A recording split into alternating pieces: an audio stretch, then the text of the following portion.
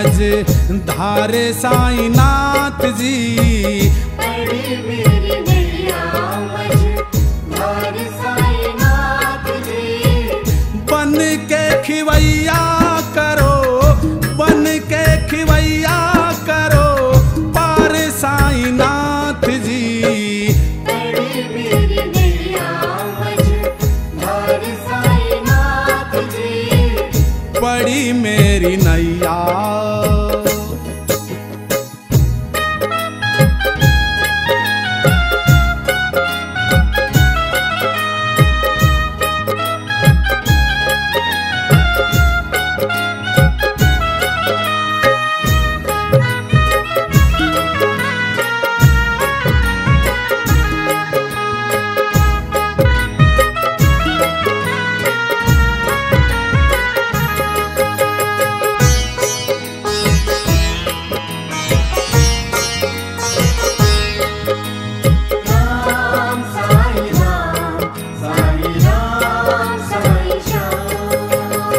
मुझे अपना लो बाबा, सबका सताया हूँ।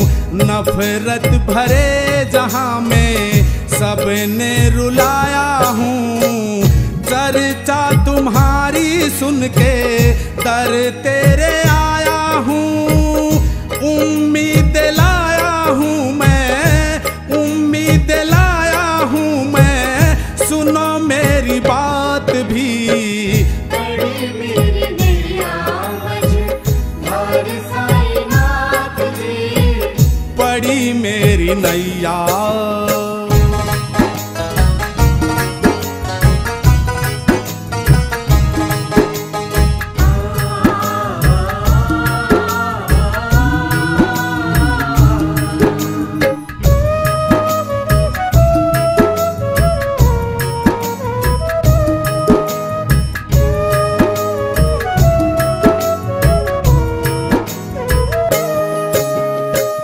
वचन तुम्हारा साईं जो भी शिरडी आएगा, श्रद्धा सबूरी से जो सिर को झुकाएगा, मन की मुरादें पल में पूरी वो कराएगा। खाली नहीं जाएगा वो, खाली नहीं जाएगा वो, पाएगा कुछ खास ही। पड़ी मेरी नैया मझधार साईनाथ जी। पड़ी मेरी नैया।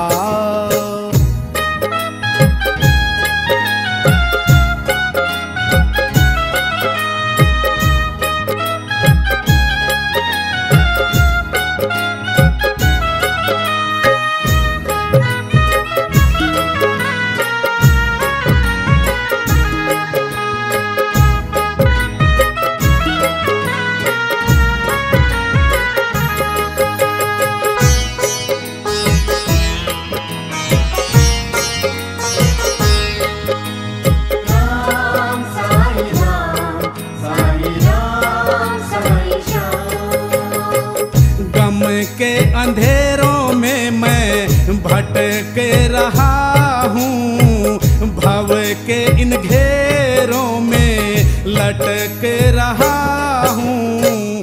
चरणों से तेरे मैं तो लिपट रहा हूँ।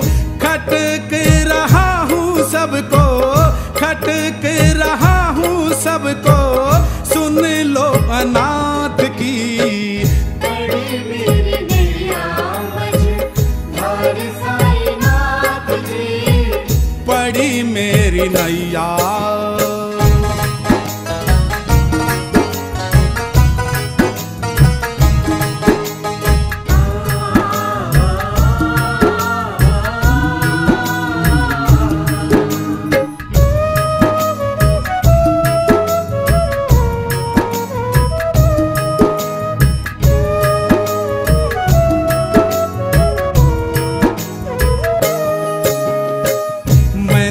मजबूर हो बाबा, तेरी क्या मजबूरी है।